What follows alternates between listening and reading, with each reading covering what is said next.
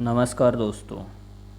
जैसा कि हमने पिछली वीडियो में आनुवंशिकता एवं जैव विकास के प्रश्न नंबर 1 से लेकर प्रश्न नंबर 18 तक किए थे, आज हम इस वीडियो में प्रश्न नंबर 19 से लेकर प्रश्न नंबर 38 तक करने जा रहे हैं।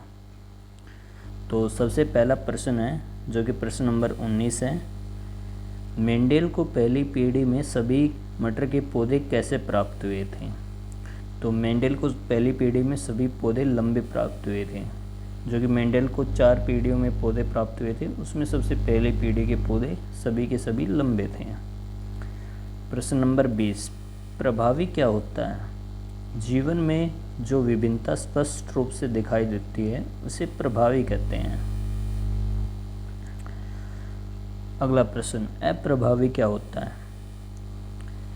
जीवों में जो विभिन्नता स्पष्ट रूप से दिखाई नहीं देती हैं उसे अप्रभावी कहते हैं।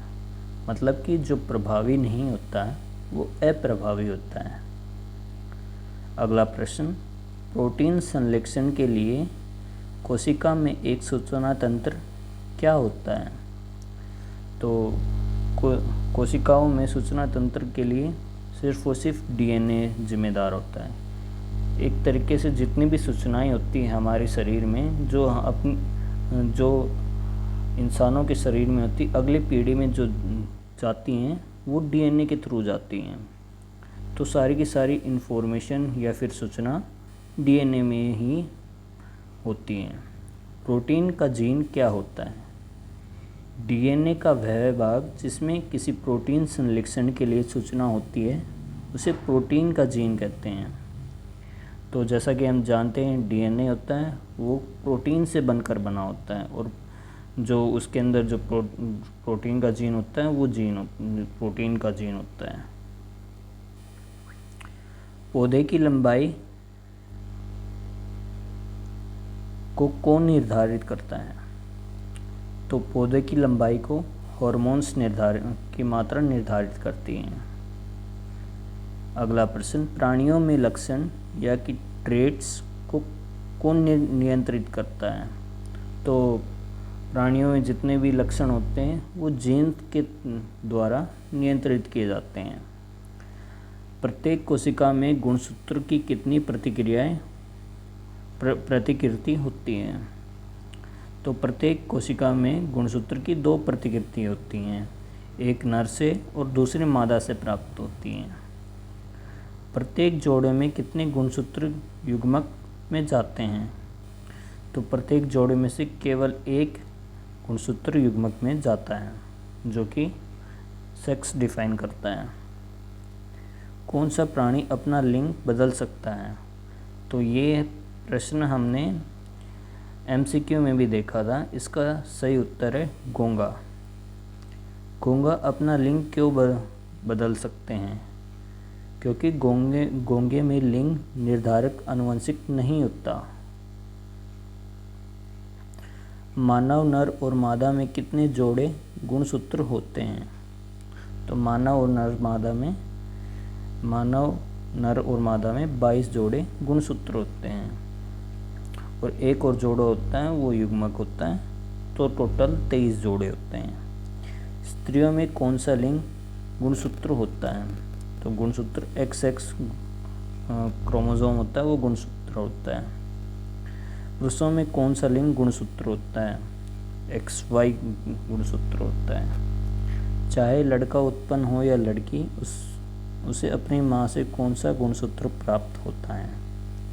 तो इसका सही उत्तर है X गुणसूत्र, क्योंकि स्त्रियों में XX गुणसूत्र होता है।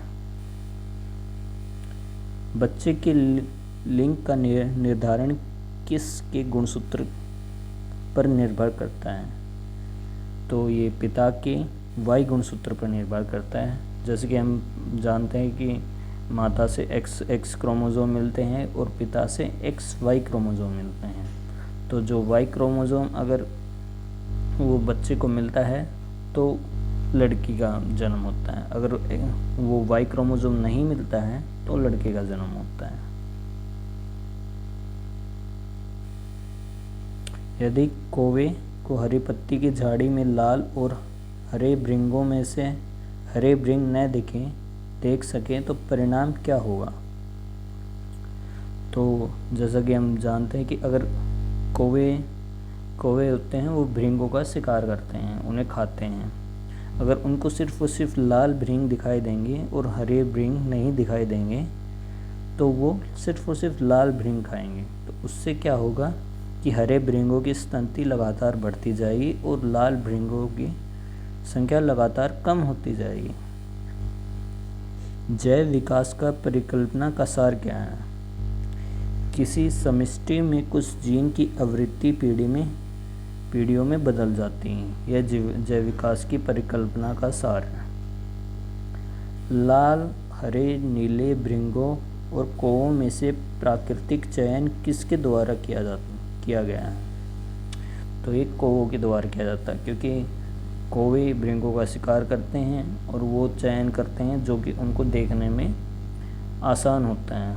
उनको लाल भृंग आसानी से दिखते हैं तो वो लाल भृंगों का शिकार ज़्यादा करते हैं। आनुवंशिक अपवाद का सिद्धांत क्या है। छोटे समष्टि में दुर्घटनाएं किसी जीन की आवृत्ति और को प्रभावित कर सकती हैं, जबकि उनका उत्तरजीविता हेतु कोई लाभ न हो। ये आनुवंशिक का अपवाद है, आनुवंशिक अपवाद का सिद्धांत है। धन्यवाद।